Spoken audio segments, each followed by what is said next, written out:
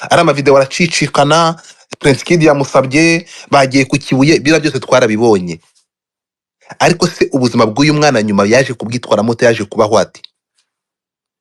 Ibi byose ni ingaruka z'ibibazo uriya mwana yanyuzemo.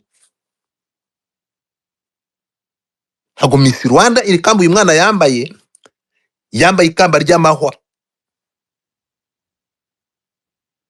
Ariyo mpamvu dusaba niba hari n'abacamanza n'uyu mwana bari kugenda kubera ibintu byo gutwara, niba no kumucira urubanza, bamanze basubira inyuma gato barebe uyu mwana urugendo rwe no kugira ngo yisanga ashobora gutwara imodoka adafite driving license. Mental health uyu mwana yari imeze gute ko nta myaka 3-4 ishize uyu mwana anyuze muri ibibazo kandi atuje imyaka y'ubukura aribwo ari kuva mu butineja. Muheto yararangaranwe. Iki ni igitekerezo cya Godfather. Muheto yararangaranwe. Ngiye gusoza. Niba rero nkuko bahatura gutanga example ukavuga ko DY aho ngaho n'icyaha gikomeye, garuka wumve ko ihungabana ari ikintu cyitabwaho cyane, kandi uwo muntu bakamwita bakamushakira n'ibisubizo by'icyo kibazo afite. Ntabwo gushakira Muheto akazi ntabwo byari bihagije nko kumushakira abantu bamwita bakareba niba uwo mwana nta hungabana yagize. Kubona umuntu ashobora kuburingwa na societe yose niba nta ngaruka byamugizeho. Ntabwo yigeze, sinzi niba arabonye health y'icyo kintu. So soza rero, Muheto ntabwo akwiye gufungwa, ahubwo agomba kwitabwaho n'abaganga, kuko uyu mwana yahuye n'ibintu n'umuntu w'umugabo adashobora gusiporta.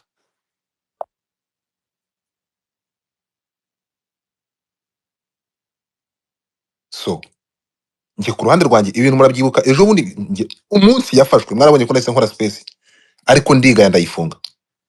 Mwabonye ko nakoze tweet ngahita nyisiba ako kanya, kuko narigaye nashuje ubwibone ndavuga ndi mu biki.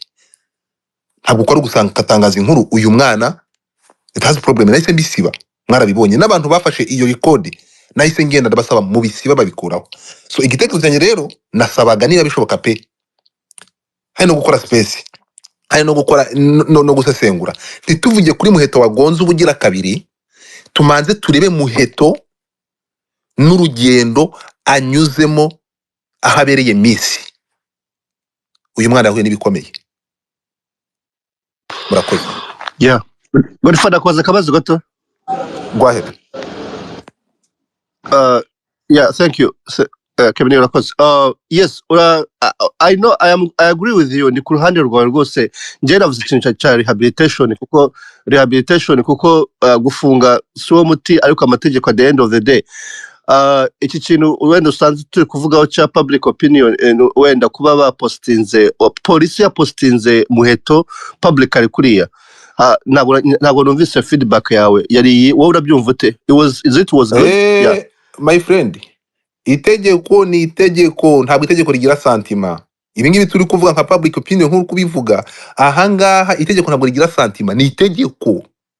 Nta kintu polisi yakoze itagombaga gukora, sibyo? Ibyo yakoze ni itegeko. Yagiye muri record isanga Muheto n'ubugira kabiri agonze. Urimo kunyumva? Barashyira amategeko mu itegeko, barakora ntabwo ari special Muheto. Nta munyarwanda urutundi. Umunyarwanda arangana n'undi, itegeko retreating abantu mu buryo bungana. Ariko none twe tugaruke mu muryango.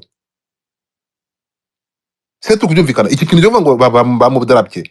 Ntabwo ari special, ntabwo ni umuntu nk'abandi, ni umuturage, ni umuturarwanda, yujuje imyaka y'ubukure, nakora icyaha aragihanirwa.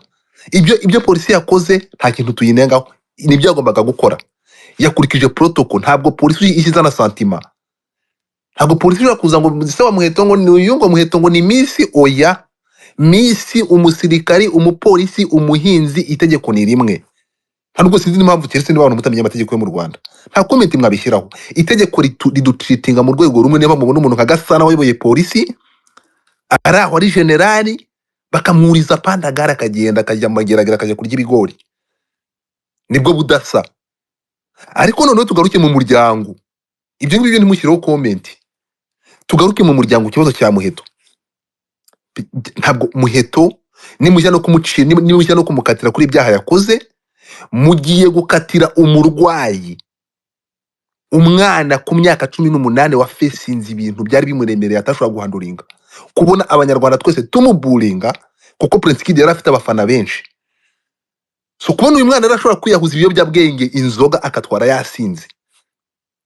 Mbere yuko mucira urubanza mumaze murebe ingaruka y'ibyo bintu nimva n'imvano y'icyo kintu.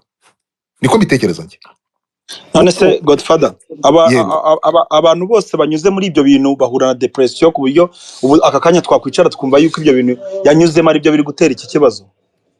Turate kureba turebe ngo ese uriya mwana mbere yuko ahura n'ibibazo yahuye nabyo. 90% ni igitekerezo ndi gutanga. 90% biragaragara ko uyu mwana kugira ngo yisange muri situation hari impamvu ishobora kubimutera, ko dushobora kuvuga se ni gute uyu mwana ashobora kwisanga muri situation anywa inzoga bigeze gutya. Nuza kureba hari impamvu ibitera. Urukumva nje ni opinion yanjye nuko bitekereza. Kubona umwana w'umukobwa ku myaka 18 ashobora kwikorera case nk'iriya, yarangiza kwikorera case nk'iriya, mwese murabizi hano ukuntu Muheto izina Muheto byari byabaye we na Mutesi Jolly. Ariko fata we na Mutesi Jolly yari macuwa, yarakuzemo.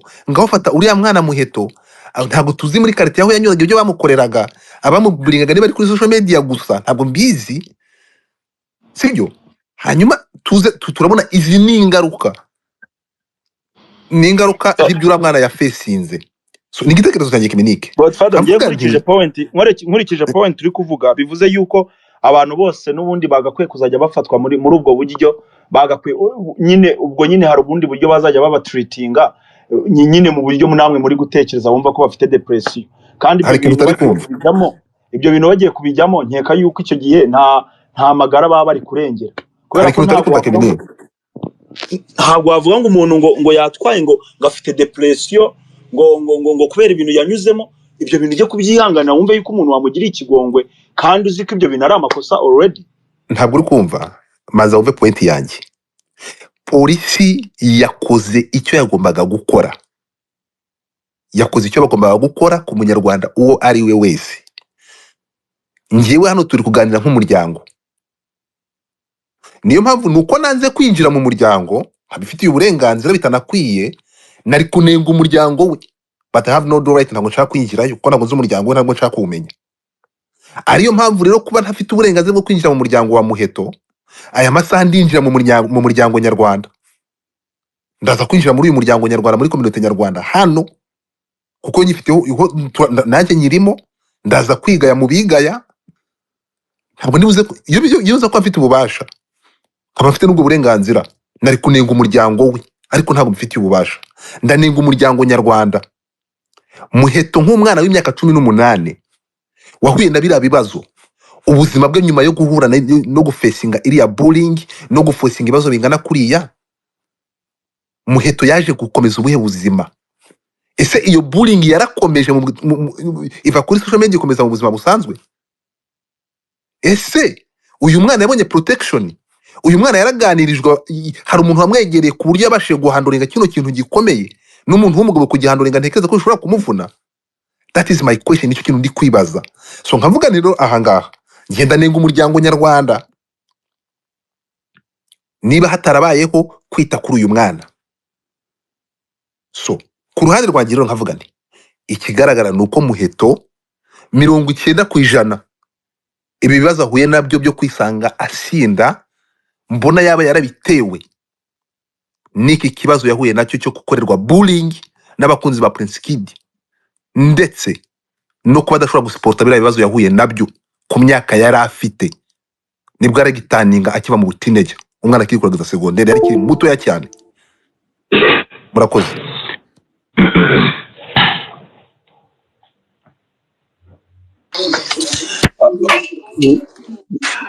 Rameke uri muranyumva?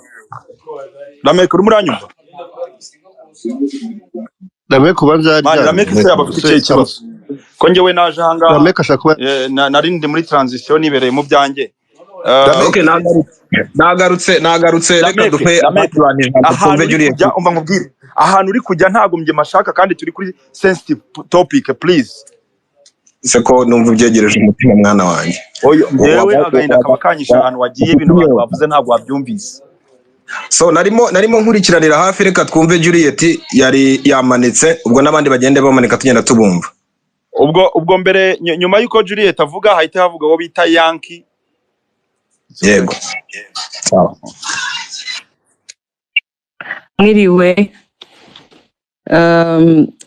Nashakaga kugira ndabasuje mwese, kandi mwakoze ku bw'ispace Godfather yakoze ku raising awareness ku bintu biri kuba ku buzima bwa Divine Muheto, ariko ntabwo mbizi nimba tuzi neza yuko afite ikibazo cy'inzoga. I don't think yuko alcoholism no gusinda ari ikintu kimwe.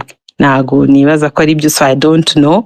Ntago twajya guhita dufata umuntu tuhite tumushinja yuko yabaye mu alcoholic. Ibyo ngibyo sinibaza ko ari byo. Ariko nimba ariko bimeze nkuko abivuze, nibaza ko akeneye help and family ye nkuko yabivuze, abashuti abamuba hafi bamuba hafi. Ngewe numva ko nshaka kuvuga numvishe bavuga ba feministe kandi ndi mu bantu bakomanse. So icyambere nge nago nibaza ko nishimiye kubona kuri abanditse ko Divine bamufashe atwaye adafite permis. Niwe muntu wa mbere mbonye, nta muntu wabajije, nta kindi kintu cyabiturutseho nkabona tweet ya polisi. Nibihari hari umuntu w'umufana we cyangwa umuryango we wabajije aho ari bakaba badusubije, byo byaba byumvikana. Ariko mu gihe nta yindi tweet ihari wenda yo kuvuga ngo umuryango we wamushatse uramubura, bakaba bari kubaza polisi kuri Twitter, ikaba iri kubamenyesha yuko bamufite, aho ngaho byaba byumvikana, ariko not out of the blue. Kuko nkuko bahora bashishikariza abantu kutabulinga, uyu mwana w'umukobwa agiye guhura n'ibindi bibazo byo gushindwa ko ari umusinzi. Sibyo, nagaruka kuvuga ko icyambere ndashaka gutanga disclaimer, nanga abantu batwara basinze kandi icyo yakoze n'icyaha. Sibyo, ariko bagafata tweet bakahita bandika gutyo, nta wundi muntu ndabona babyandikiye. That is why ndi kubivuga. Hari no wa mu parlementaire wigeze gusaba imbabazi, anavuga yuko asabye imbabazi ko atazongera gusinda. Sinigeze mbona amatweet ye ya mbere polisi imwandikaho ko yigeze asinda. Muraza kunyibutsa ukuntu yitwa. Sibyo, ariko kubona uyu mwana w'umukobwa ariyo bafashe bagaheraho bagahita bavuga bati iramenyesha, bamenyeshaga abandi batumenyeshaga twebwe, bamenyeshaga umuryango we, bamenyeshaga abafana be. So niyo mpamvu I got confused. Numva ko atari ikintu cyiza, kuko ubu ngubu bamushore babyita gute, ni nko kugufata bakaguhereza public. Arabizi neza yuko social media, aba YouTubers na turi kuri space, definitely people bazamuvugaho, kandi mu by'ukuri ntago nibaza ko ari ikintu cyiza. Ariko icyaha yakoze, icyo ni icyaha. Ntago ndi kuvuga ko ibyo yakoze ari byiza, ntago ibyo yakoze ari byiza, kandi umuntu wari we wese gutwara umuntu yanyoye ntago ari byo, bibishyira ubuzima ari ubwawe mu kaga, ndetse n'abantu bari ku ruhande rwawe, donc abantu usanze mu muhanda. Ibyo ngibyo ntago ari byo, ariko kuri abatwitinze nicyo kibazo mfite. Kandi biriya mwagiye muvuga ko ari public figure, nta muntu, sinigeze mbona umuntu wamubaririje. Ari umufana we uvuga ati nabuze Muheto yagiye hehe. Niyo mpamvu nibajije out of the blue, why would they tweet bavuga bati turamenyesha yuko yasinze kandi ntago atwara afite permis. So abari kutwataka ngo aba feminist iki, nge nabajije, sinigeze mvuga ngo umugore kuki, please, nabajije impamvu ni kubera iki Muheto ari ugiye kuba example y'abatwara basinze muri iki gihugu, cyangwa kuri uyu munsi, muri uku kwezi, kubera iki we barashaka umuyuzinga as an example? Why would they use her as an example? Bafite wa mupapa ni example wenyine, yaranatubwiye yuko yasohoye n'igitabo. Uriya ni example, kandi ahora twigisha kuko atari byiza gusinda, right? That's an example. Yari n'umuparlementaire, aranabyemera. Kuki bahise bafata uyu mwana w'umukobwa Muheto akaba ariwe bakoresheje donc example ya tweet muri uyu mugoroba? That's the only issue I have with this whole thing. Murakoze. wareka nkamusubiza ko nkakoresha akantu wanyumvishe nabi Juliet. Ntabwo navuze ko Muheto ari alcoholic, sibyo? Navuze ko niba bibaye ubugira kabiri, kuko nujya kuri mu itangazo kandi birazwi, wabonye imodoka ya mbere ni ubugira kabiri uyu mwana agonze akoze accident kubera bavuga ko yasinze cyangwa yanyoye. Ahangaha ho urukumva ko ni ikibazo. Urumva ko niba bibaye ubugira kabiri no muri statement ya polisi mu itangazo bashyizeho biragaragara.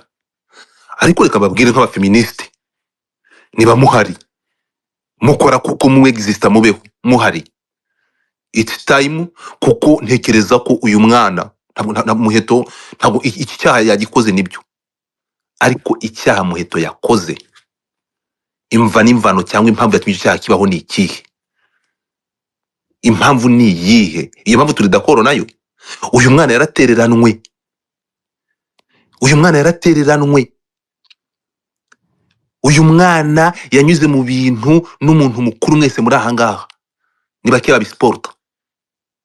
Ko twabonye ko urubanza bararutsinze nibyo, Prince Kid arafungwa cyangwa batsinda urubanza, bigaragara ko byabaye nyuma yabyo. Bullying uyu mwana yakorewe yangana gite? Ubuzima bwe bwaje gukomeza bute? Aho ngaho niho ngiye ndi kureba ikibazo. Naho ko iki ngicyo cyo kuvuga ngo kumushyira hariya muri ntuza, kumushyira ngo gushyirana niye hano ku Karubanda, mini polisi igatwitinga tweet. Ntabwo rero wa mbere bashyizeho batangaje. Polisi zitangaza ibintu byinshi bitandukanye, nubwo nanjye ntumva impamvu bamanitse Muheto babishyizeho harame bakaba nk'intangarugero cyangwa bikaba bugira kabiri. Remember, it's a public figure. Ntabwo nzi uburyo inzego za polisi zikora, abo zishyira zitangaza ko babafunze bakabagenda no kubashyira kubegereza inkiko. Sinzi ngo bagendera kuki. There is no comment. Ntabwo ngenzi za commentinga ku byo nani urwego rwakoze. Ariko nabyo ku rundi ruhande, ese polisi za kubikora barebye ingaruka bishobora gutera kuri uyu mwana muri ubuzima bw'umwana nabaramuka avuye mu bushinjacyaha, aramutse atsinze urubanza se byagenda gute? Bamushyize ku Karubanda. Ibyo ngibyo reka mbyihorere, ntabwo nshaka kubifokasingaho. Icyo ndi gufokasingaho ni iki ngiki. Kanisabira abafeministe muri aha, especially kuko mwe muvuga ko muri n'ababyeyi ndetse muri n'igitsina gore. Uyu mwana nk'abafeministe ko nzi ko muri ku ruhande rwabo mwakoze iki? Mwabantu mwe rero, ndatekereza hano abari abantu benshi, harimo ababyeyi benshi, ababyeyi bari muri iyi space. Navuze ko ngiye ntari bushyire comment ku muryango wa Muheto, ndashyira comment ku muryango nyarwanda. Muheto akimara kuva muri ibi bibazo yarakeneye abantu bamuba hafi nk'umuryango. Umuryango nyarwanda mwakoze iki ko mwasanze bano bana bari victime? Ko muzi ko bakorewe bullying y'uburyo bwose, bagatukwa bagakorerwa buri kimwe, hakozwe iki? Hanyuma umwana mu gusurviving ibyo bintu, my friend, uretse no kuba ashobora kunywa kwisanga ari mu nzoga nk'izi ngizi, n'uyu mwana ahubwo yari committing suicide akiyahura. Uyu mwana yakorewe bullying iteye ubwoba, hanyuma ahabwa akazi. Yarakoze, yabonye akazi arakora, abona amafaranga yo ku accessing ibyo bintu bituma umutima utuza. Nizo nzoga yisanzemo. Ntabwo tuvuga ko ibyakoze atari ibyaha, yakoze ibigize icyaha kandi ntabwo itegeko rigira sentiment, nta nubwo rishobora kujya muri izi details turimo. Ariko nk'umuryango nyarwanda, nubwo yagenda agafungwa cyangwa akabihanirwa, ibi niba ku wundi mwana w'umunyarwanda, society igomba guhaguruka. Ntitwumve ko kuwuha umuntu akazi bihagije, kumuha ubutabera bikagaragara ko bihagije. No, bumve ko na mental problem hari, umuntu ashobora kumuburinga akisanga ashobora no kwiyambura ubuzima. Muri kuvuga kuko yakoze ibigize ibyaha, ariko uyu mwana yadashobora gusiporta akiyambura ubuzima, amasaha no kuvuga indi nkuru kuko yakorewe bullying iteye ubwoba. Niba rero yari yisanze ari kunywa inzoga, ntabwo ntekereza ko uyu mwana cyari gikwiye ari kumutwara muri kumufunga. Ntabwo kunywa inzoga kwa Muheto ari ingeso. Kunywa inzoga kwa Muheto niba yarazinyoye ni ibyago umwana w'imyaka 18 yisanzemo. Uyu mwana yisanze muri situation umuntu mukuru ata sport. Yarafite imyaka 18, uyu mwana yambara ikamba niba ntibeshye. Yisanga muri situation ashobora gufacing ibintu by'imanza nka biriya. Muzi ko abana babatera bakagenda bakajya kubafunga. Muheto ikamba yagiye barabafunze bagiye kubakoresha investigation.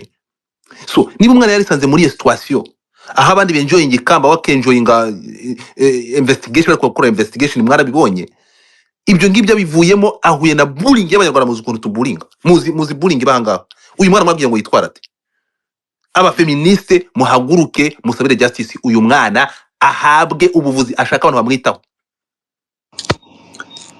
murakoze ariko nizere ko izo estimation nyine twese dufite ntago tuzi niba ari byo koko uko ari igitekerezo cyawe uretse ibyo bivuga atari byo nibihe ariko umuntu hano aratanga igitekerezo ukuntu abyumva urakoze cyane uyu muntu atanga igitekerezo ukuntu abyumva habe nanjye personally ntago nshyigikiye ntago mbyishimiye kwanza kudashyigikira umwanzuro w'urwego nabyo ni ikibazo ariko ntago nishimiye ko yashyizwe yatangajwe kuriya ariko nanone ko ari ibijyanye n'amategeko kandi ibyo amategeko yose agena siko mbyishimira kandi si uko ababeshya amategeko none se mwagira ngo bigende sinzi ukundi byari bugende nanjye ntabyo kuri mwebwe nk'umuntu uri public figure mwagira ngo bigende bite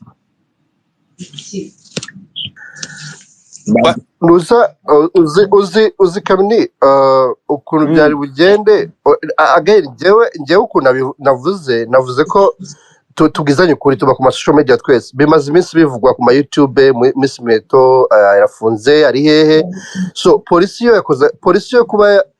yatangaje ko bamufite n'ibyo azira so ahubwo Godfather araises ikintu gikomeye kandi cyumvikana abantu batumvaga ni ukureba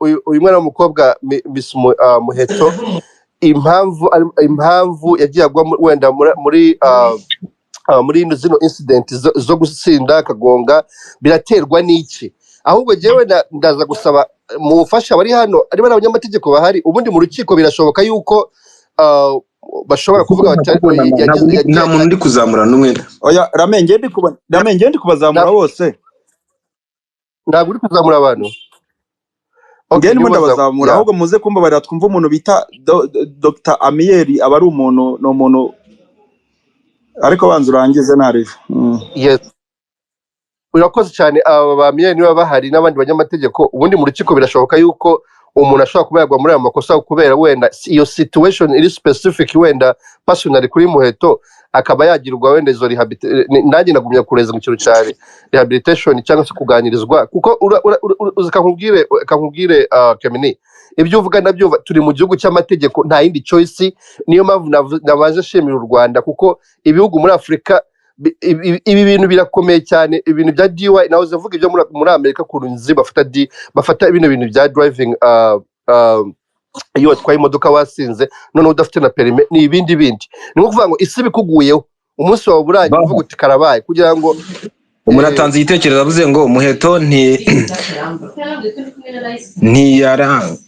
MUHETO ntiyarangaranwe kuko afite imyaka y'ubukure ni nayo mpamvu yemerewe kujya muri biriya byose kuba sosiyete yamuburinze ntaho bihuriye no kujya mu biyobyabwenge ahubwo ibyinshi byatewe no kwisanga yabaye star maze bimuha exposure irenze ubwenge bwe kuba star kuri iriya myaka ni burden nkuko Godfather bivugaga yego hari uburyo yagombaga gufashwa ariko umuryango we niwo wa mbere wari ufite izo nshingano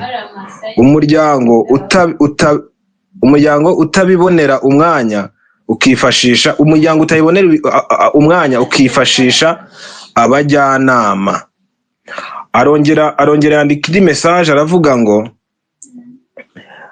polisi gutangaza ko Miss afunzwe ni uko ari public figure nta kindi abanyarwanda baba bagomba kumenya ubuzima bw'aba public figures bwose bufite aho buhuriye n'inyungu rusange apana ubuzima bwabo bwite ibyo Miss yakoze biri within public interest kuko ni icyaha yakoreye public gutwara wasinze si icyaha uba ukoreye polisi oya ni icyaha uba ukoreye abantu bose ni igitekerezo aratanze nagira ngo tujye dufasha n'abantu bari muri comment bagiye urakoze cyane kuri iyo message udusomeye, ariko urumva uwo muntu wanditse message ni umuntu wo mu nzego, niba atari umuntu Godfather ntabwo wabihamya ko ari mutinga tugende gake ku rwego n'umufundi hari urwego abariho ari nta kubaka kibazo nashaka bakora ubuyede uretse gato ndababaye nge mu mutima wanjye uraremereye, muze kunyanganira sindi stabinge mbere ihangane gato twumvikana ikintu kimwe. Abivuze neza cyane, ntabwo twebwe kuba uwo muryango nge nkuko ngiye ntemere kwinjira mu muryango w'umuntu cyangwa ntange comment ku muryango w'umuntu.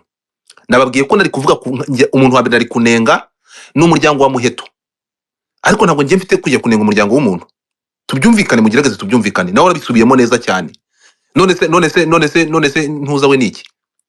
I mean ko avuze ko umuryango wari kwitabaza abandi ubinaniwe. Niba uwo muryango ntawe afite, niba uwo muryango utaragizwe capacity, hanyuma se umuryango nyarwanda nawo mutererane. Niyo mpamvu twirengagije uwo muryango ari kuvuga ari gushinja ayo makosa bakabe warabikoze. Twebwe rero ntabwo nabasha kujya gushinja umuryango w'umuntu ntazi uwo muryango ngo bayeho gute, uwo muryango ubanye n'umwana gute. Nabyo ngibyo tugiye kwinjira muri vie privé y'umuntu, wasanga maybe hari n'izindi excuse zatumye uriya mwana atabona iyo guidance cyangwa abantu bamuba hafi muri ibyo bihe. Tugaruke gatoya rero, hanyuma tugaruke kuri uyu muryango nyarwanda, kuko umuntu ni umuntu w'umuryango, akareka kuba umuntu w'umuryango akaba umuntu w'igihugu, akaba umuntu w'umuryango mugari nyarwanda. Rero ndibaza ngo nk'umuryango mugari nyarwanda uyu mwana yaratereranwe. Mwese icyo nzi cyo nuko turabadakora uko yatereranwe, kuko ntabwo Muheto nyuma yo kunyura muri ibi bintu yanyuzemo icyo yarakeneye kiruta ibindi ari akazi. Yego nako yaragakeneye, ariko yarakeneye abantu bamuba hafi mu guhanduringa ibi bintu yaramaze iminsi anyuzemo. Aravuze ngo ntabwo ari kumuterana ngo ni kuri public figure, ngo yananiwe kubihanduringa. Abamisi se bahuye nabyo babonye zira femu ni bangahe? Si benshi. Muheto wabaye mu minsi wa kangahe? Ariko tugaruke gato, ninde mu bamisi batambutse bahuye n'ibazo uyu mwana yahuye nabyo, banyuze mu rugendo uyu mwana yahuye narwo? Ntabwo turibuze gukora comment ku mategeko. Rero arahanwa nk'umunyarwandakazi nk'abandi bose, ntabwo ari hejuru y'itegeko. Ibyo turi d'accord.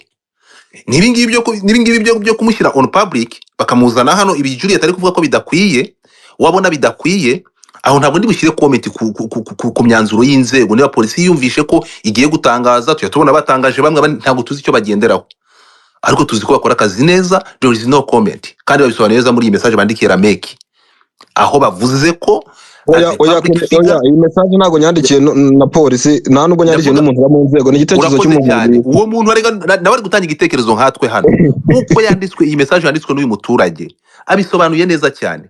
Icyaha Muheto yakoze yakikoreye public, agikorera hanze, so kubishyira hanze rero kubitangariza hanze ndumva nta gitangaje. Siwe wenyine, siwe wa mbere, nta nubwo ari we wa nyuma. Tugaruke gatoya rero no kuri iki kintu. Twebwe icyo nifuza cyangwa icyo nsaba ngiyewe nkanjye simple individu, ntabwo difata icyo ndi gusaba uyu mwana dukore, ahubwo akaba hariho hashtag justice to Muheto nk'umuntu watereranye. Noneho uretse gato wimvugiramo ndangize point yanjye ni igitekerezo kidakuraho icyawe. Ngewe ku ruhande rwanjye ibi byaha yakoze agenda bihanirwe, sibyo? Reka mbivuge gutyo da. Ariko nyuma y'ibi justice to Muheto ku mwana w'imyaka 18 wahuye n'ibibazo twabonye nk'ibi ngibi, akabinyuramo, yarangiza kubinyuramo akaba yaratereranywe, ataregerejwe abantu bagombaga kumwitaho, nk'umwana muto w'umukobwa ufesinze ibintu biremereye. Ikintu abantu bakoze, abanyarwanda bamukoreye bullying, my friend, nicyo kintu muri kwirengagiza. Tumaze turebe ngo wowe uyu muntu umwe akukoreye bullying bigenda gute. Hanyuma uyu mwana wakorewe bullying n'abantu barenga ibihumbi n'ibihumbi, yaba ahanyura mu muhanda, yaba kuri social media akoresha, uyu mwana yahuye n'izo bullying niyo mijugujugu barayimuteye. Bituma ariyo bamugenda kuvuga, birashoboka ko ari byo cyangwa atari byo. Ngiye mvuga ngo nitegereje mbona ariyo mpamvu uyu mwana ibi ngibi cyaba kimwe mu byamusunikiye mu kwisanga anywa inzoga, agatwara yasinze, akisanga mu ngaruka. Izi ni ingaruka z'ibi bibazo yahuye nabyo. Nkavuga kubera iyo mpamvu rero nibajya kureba bagiye gucira umwana urubanza cyangwa bagiye kureba icyatumuteye gukora ibi, ntibarebe ko yatwaye yasinze gusa, ahubwo bazarebe n'icyamuteye gusinda n'icyamuteye kunywa izo nzoga. Yari asanzwe anywa inzoga mbere cyangwa yiyahuje izi nzoga bitewe no kutashobora kumetiriza cyangwa no kwihanganira imijugujugu yatewe. Nsoza nanamanuka justice kuri uyu mwana w'umukobwa kuko yatereranywe n'umuryango mugari igihe yahuye n'ibibazo adashobora kusiporta nk'umwana w'umukobwa w'imyaka 18. Murakoze. Okay, reka twumve runani uzamura niba nsomye ntarisomye igice. Oya Rame murakoze. Nagira ngo ndi warumvugiyemo komeza runanira. ariko Rame witwa Dr. Mihiel ngira ngo yazamuye kuva kare. Yego. Murakoze, ndabashimiye. Hari igitekerezo cyanjye kidakura icy'abandi numvishe Godfather yagiye abivugaho. Nagira ngo mbaze ku bantu bamenyereye ibintu bya Miss Rwanda, ese nyuma y'uko Godfather avuze ko Muheto yatereranywe, ahubwo nimwasanga wenda ibyo yari yiteze akimara kurifata byarahindutse kubera saga zagiye zibamo ntibibi. Ikindi cya kabiri, numvishe Godfather avuga ngo depression ngiki, nagira ngo mubaze niba kiri hafi. Iyo umuntu ari urubyiruko akaza kugaragarwaho n'iriya myitwarire, bivuze ko deja ahise agira iyo depression, cyangwa twe turabizi ko mu cyaro se cyangwa n'ahandi hasanzwe muri rusange iyo umwana w'urubyiruko se yitwaye neza cyangwa nabi baravuga ati ese nta kigare, first of all nta kigare ashobora kuba yarasanze hariya ahantu yisanze kiri kumutera wenda iyi myitwarire yo kuvuga ngo yasinze today, yagonze today, yasinze ejo, yagonze ejo, ibintu nk'ibyo. Ikindi cya gatatu nashaka kuvugaho ni abantu mbona wa mugani babikomeje bavuga kuri ngo kuko babishyize hanze ntibamuzi amakuru, ntimwigize kumva amakuru y'umuminisitiri nawe ngo basanze mu mapatini parties ni hehe yasinze. Nese urumva polisi yahagarikwa minisita inaniwe guhagarika Miss? Ntabwo bibaho. So ntimubigire big deal, ahubwo mwakabaye muvuga ngo guta umuntu udahagarariye nka nyampinga w'u Rwanda yisanga first of all yasinze, not inzoga yasinze. Icyo kibazo cyanjye. Murakoze. Doctor.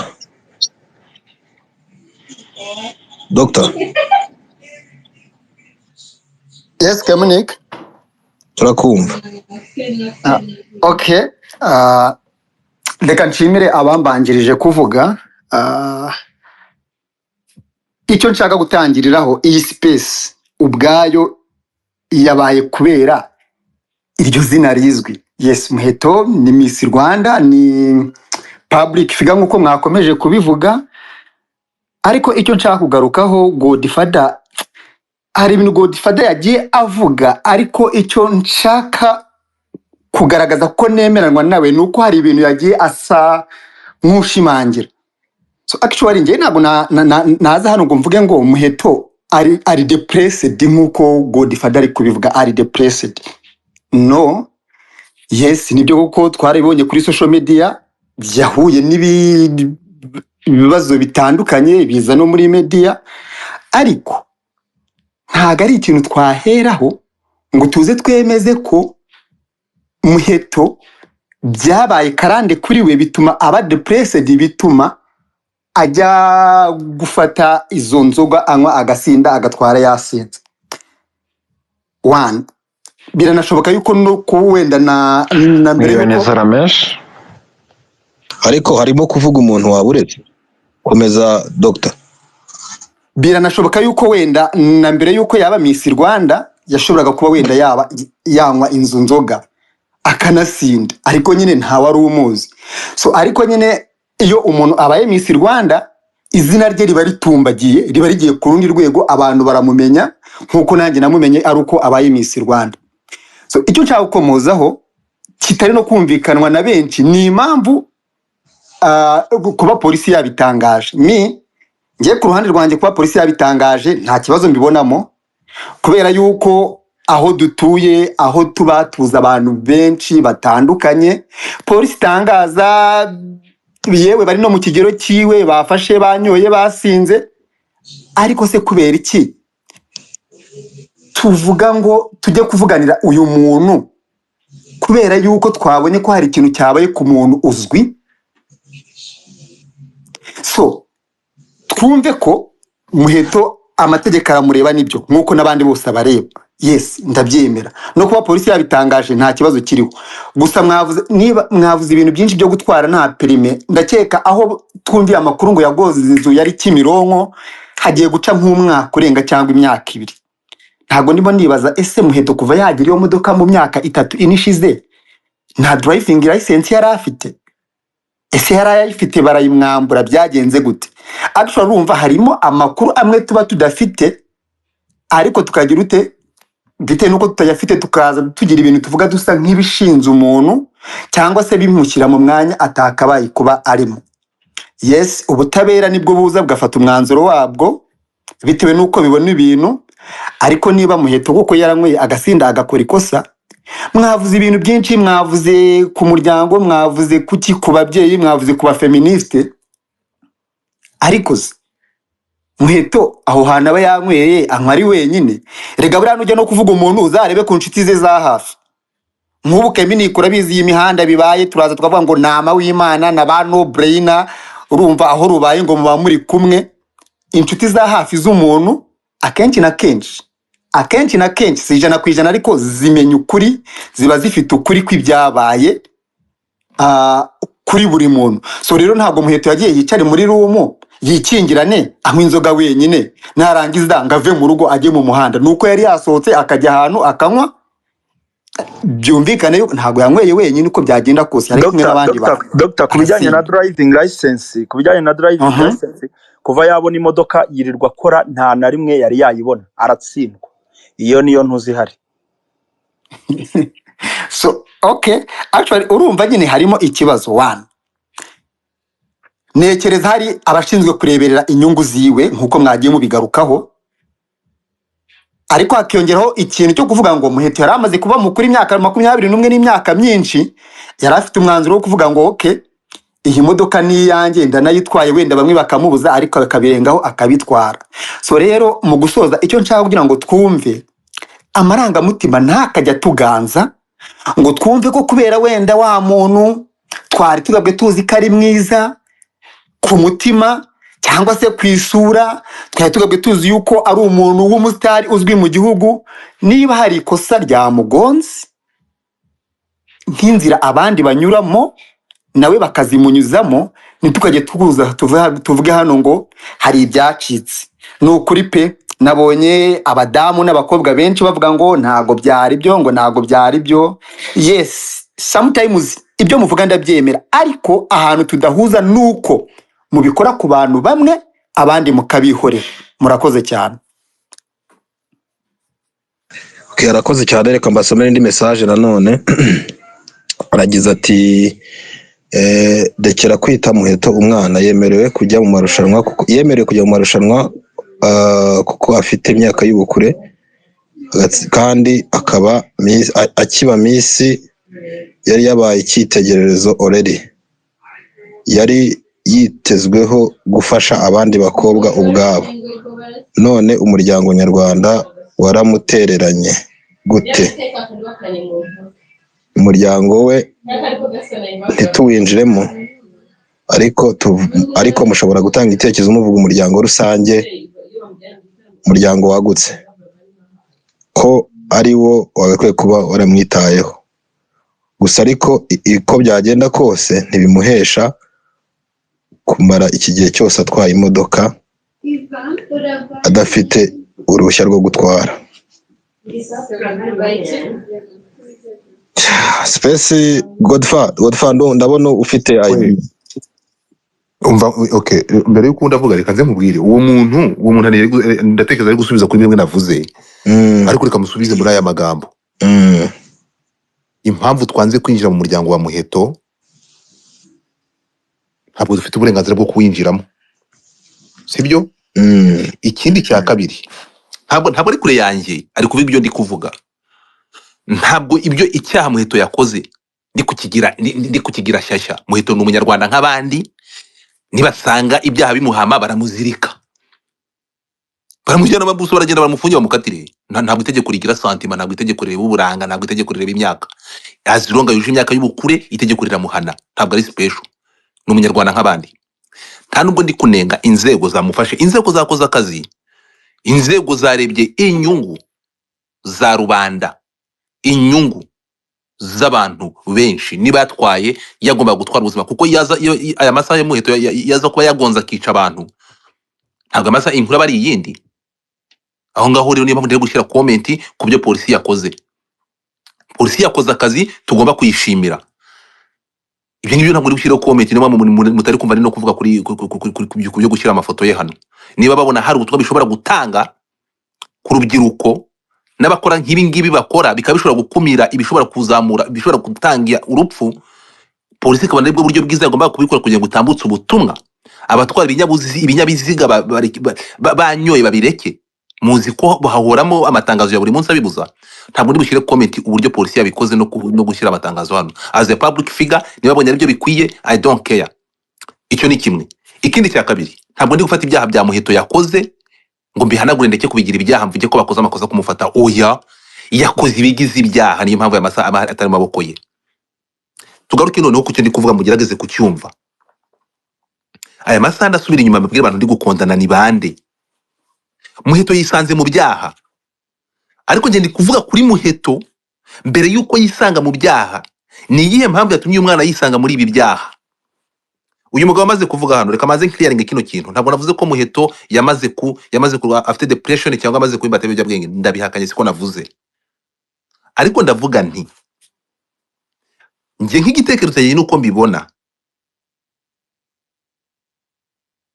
nk'umwana, nubwo rivuga ngo simvurije ijambo ry'umwana w'umukobwa, ni umwana, nibwo ari kuza imyaka 18 Muheto. Ariko kuko we amategeko abivuga, wenda itegeko ryari maze kumuvana mu bana, agomba kwifatira imyanzuro. Yego, ariko nk'umukobwa w'umunyarwanda, kandi ndi gukoresha ijambo umwana, nk'umukobwa warugeze muri rugero, akaza nibwo ari kuva muri secondaire, yisanze ari public figure, yambaye ikamba rya Miss Rwanda, wenda ashobora kuri handoringa agatuza. Uyu muntu aba moderator mwamufashije. So nkavuga nti uyu mwana cyangwa uyu mukobwa, nkuko muri kubivuga, wari umaze kugera mu myaka y'ubukure, wahuye n'imijugujugu twabonye yahuye nayo, ndemeranya namwe ko uyu mukobwa yari akeneye abantu bakagombye kumuba hafi muri biriya bihe, ko uretse nawe n'abandi bantu bisanze muri kiriya kibazo, kandi ari we wari meni, ari we wari mu majwi no kurusha abandi muri bariya bakobwa, uretse Mutesi Jolly wajemo kuza nyuma. Ari we mukobwa wari mu majwi, ari we nyirabayazana, ari we watutswe cyane, ari we watewe amabuye cyane. Uyu mukobwa yari akeneye abantu bo kumuba hafi bakareba niba atarahungabanijwe n'imijugujugu yatewe. Uyu mukobwa nyuma yo kwisanga ari misi, ariko akagerekaho no guterwa amabuye n'abanyarwanda benshi bari inyuma ya Prince Kid, ntabwo tuza kunyura iruhande. Uyu mukobwa yari akeneye abantu bamuba hafi. Abambere wari umuryango we, ntari buze gushyiraho comment ko ntabwo nkuzi. Reka njye ku muryango nzi rero ndi kuvuga nonaha, ndi kunenga umuryango mugari, umuryango nyarwanda. Nimvuga umuryango nyarwanda, ndavuga inshuti ze yasangiraga nazo, kuko ntabwo anyoye wenyine. Ndavuga inshuti ze za hafi, ndabaga ya shame on you niba uzi ko wavuganaga na Muheto muri iyi minsi yashize, wiyita inshuti ye, uri inshuti mbi. Tuve ku muryango we, tugaruke kugeza naho yanywereye. Abangabo bo ni inyamaswa, abanyakabari, ubwo icyo bashaka n'amafaranga, niyo yanywa zikamwica, they don't care, ntabwo umuntu bafite. Reka tuvuge ko tubari yanyweragamo cyangwa n'abamaga izo nzoga batigeze bashyira mu gaciro. Reka tugaruke kuri komite y'umuryango mugari naho yakoraga. Mwakoze iki? niba ibyo ngibyo rero bitarabaye ntihabeho gusapotinga uyu mwana nk'umuntu wari utsinze urubanza bigaragara ko ibyatumye yisanga muri trouble, muri ibibazo byatumye yisanga ari uyu ari we, akaba yaratsinze urubanza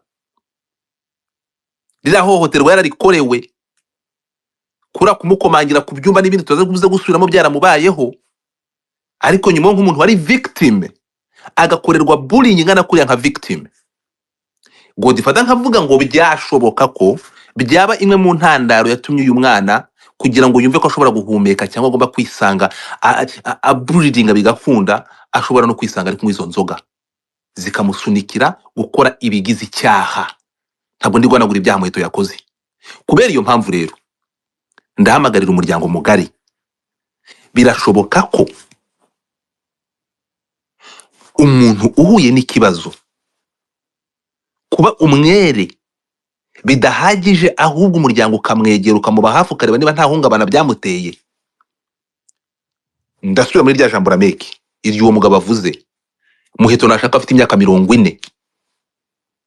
Muheto ibyo yakorewe yarakeneye abantu bamuba hafi bakamuganiriza bakareba niba ibullying yakorewe cyane mutazi imbaraga z'amagambo, ibyo yakorewe niba bitashobora kumugiraho ingaruka.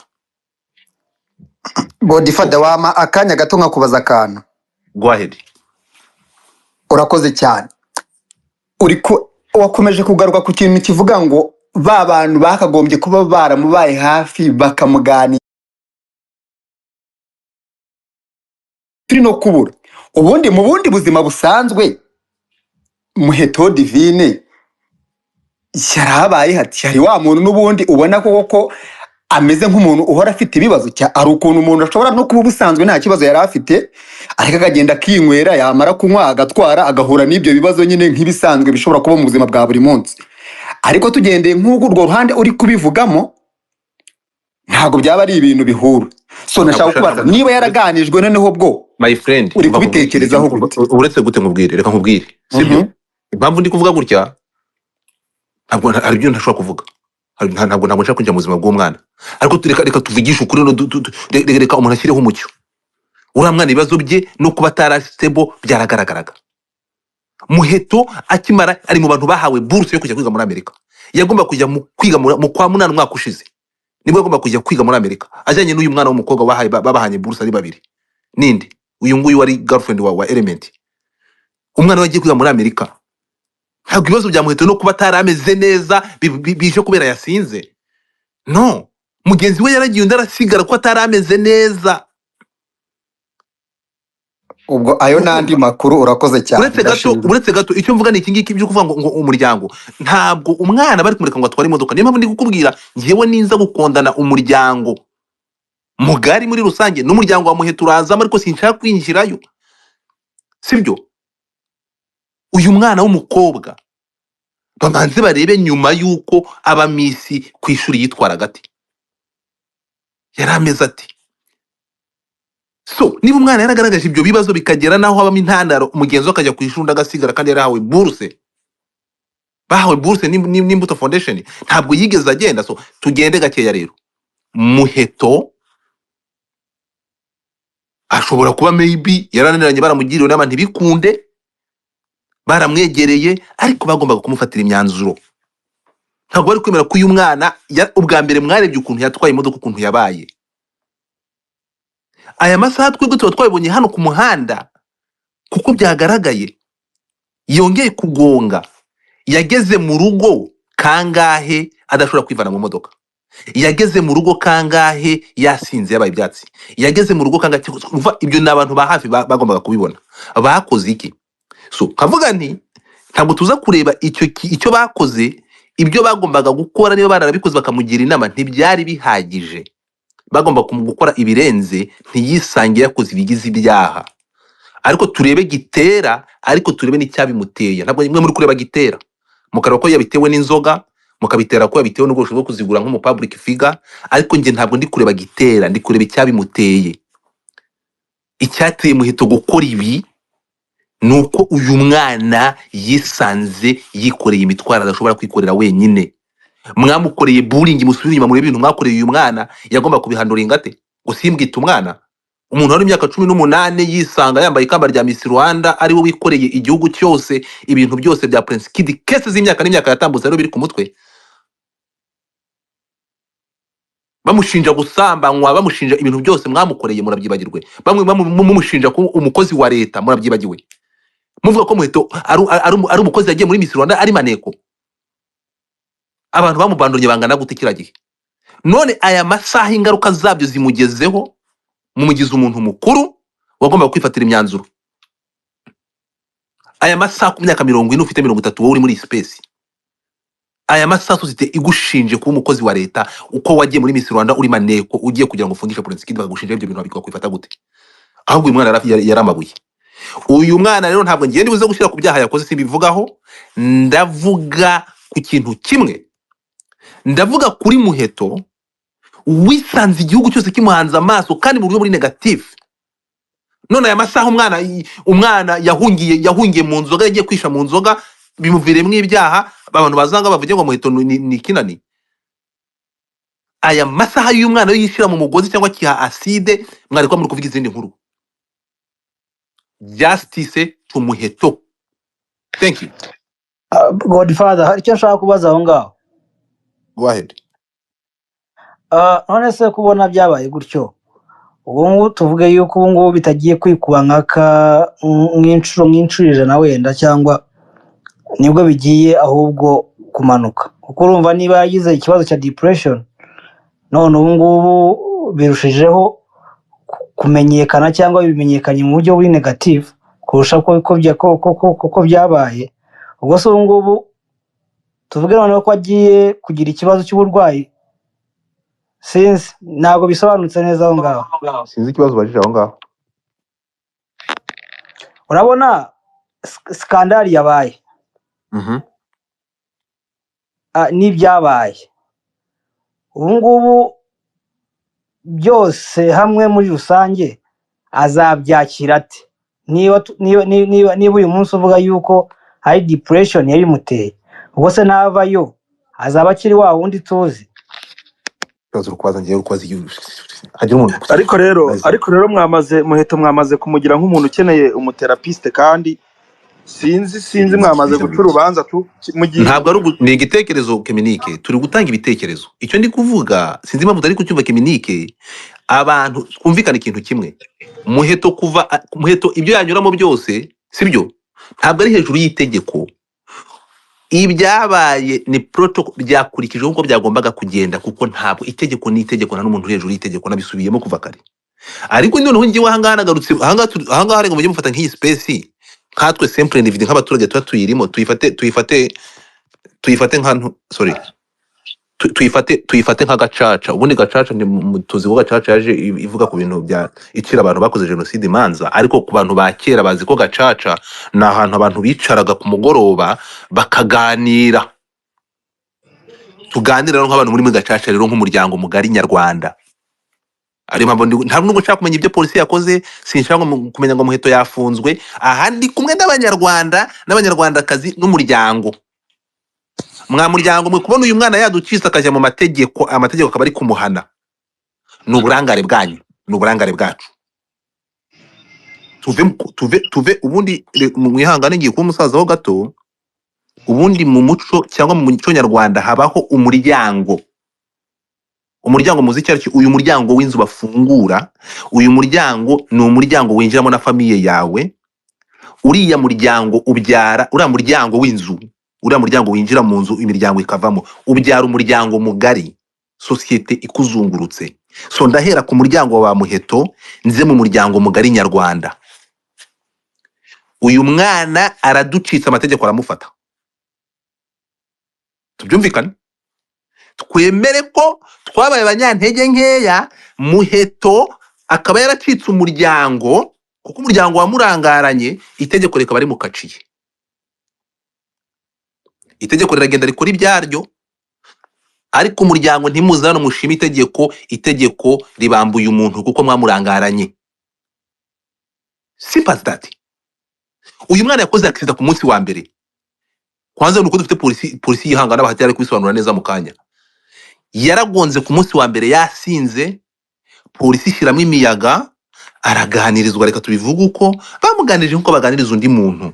Ntabwo bamuganirije nk'umuntu ufite ibibazo, nta nubwo bashatse kumenya icyamuteye kunywa izo nzoga. Mbere yuko tureba ko Muheto yanyoye, ni ese tuganiriye nkamwe nk'abantu bari hano, tugire mwishanisha, mwe mutekereza ko ari iyihe mpamvu yatuma Muheto anywa akageraho agera ku rugero rwo kunywa akagenda yasinze akananirwa gutwara imodoka? Nuko ari ingeso yo kunywa inzoga uriya mwana afite? Niko mubibona?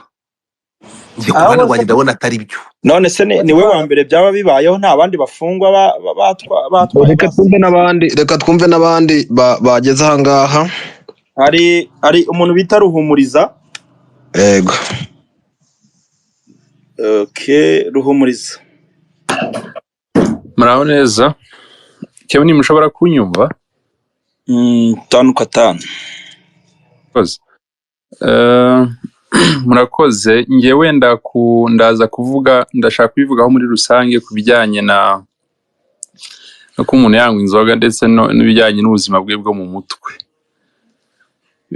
Nibyo ko umuntu ashobora kugira ibibazo byo mu mutwe bikamuviramo gukoresha inzoga cyangwa se ibindi biyobyabwenge. Nanone kandi birashoboka ko umuntu yakoresha inzoga cyangwa ibindi biyobyabwenge nabyo bikavamo kumutera kuba yagira ibibazo bijyanye n'ubuzima bwo mu mutwe, ni vice versa. Ariko tugarutse kuri mushiki wacu Muheto, ikigaragara cyo biragoye ko nta raporo ya muganga twamwatributingaho indwara runaka cyangwa se twavuga ngo afite indwara runaka.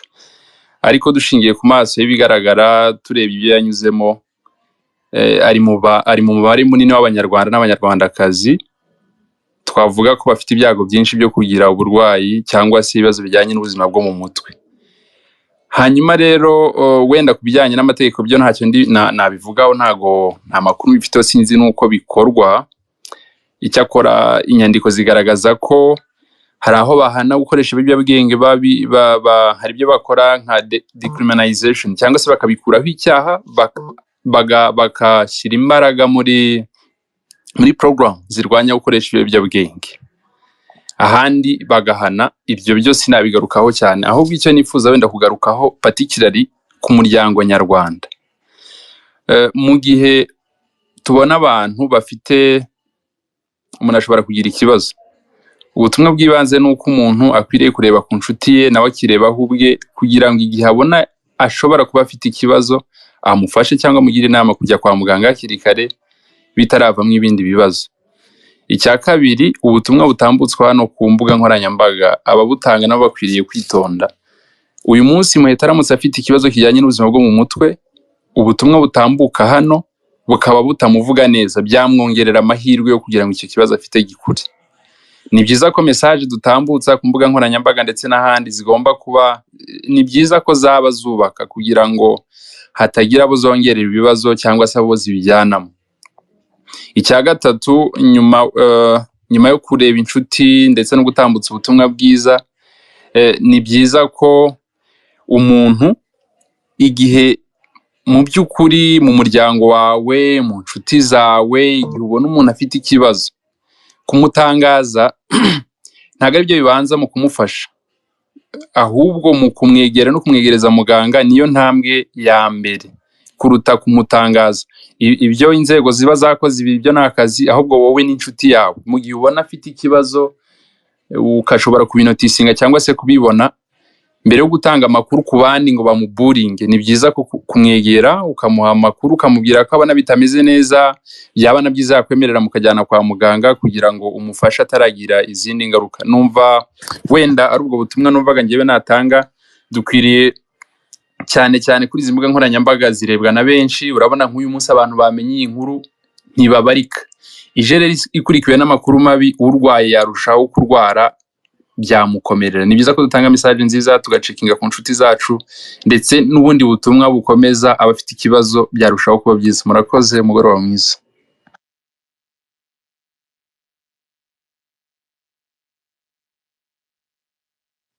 Rame,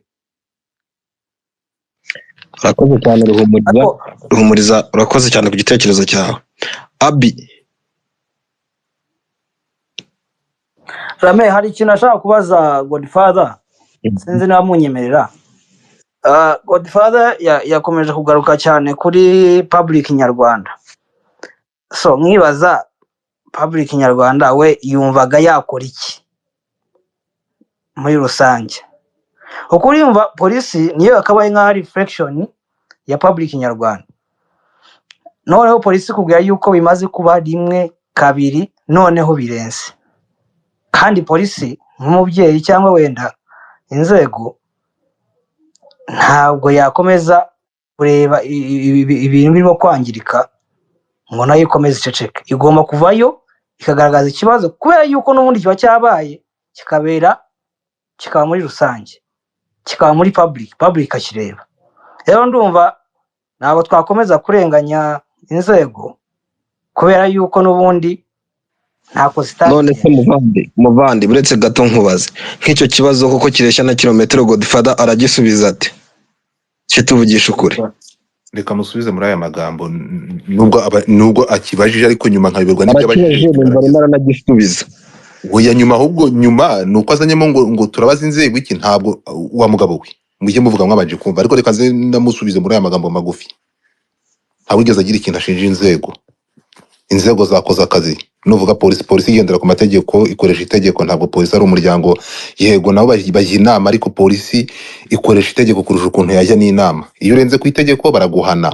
Iyo izana amategeko ku meza ntabwo izanamo n'ibyo kuzana ngo umuryango mugari, ntabwo ikoresha itegeko.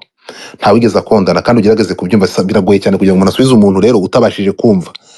Bura hari ukumva kugira ngo wumve no kumva ngo uvuge, ni ibintu bibiri bitandukanye. Ahubwo reka nze mbwire Ruhumuriza my brother, reka nkubwire ko nanakiriyaringi wenda nawe ushobora kuba wanyumvisha nabi n'abandi babyumve. Nta wigeze ashinja ko uriya mwana arwaye cyangwa ko afite ikibazo cyo mu mutwe. Mugerageze kunyumva, mutaza kuvuga ngo navuze ngo afite ikibazo cyo mu mutwe. Oya, kabisubiremo bwa nyuma n'uyu nguyu ubajije none ahabyumve.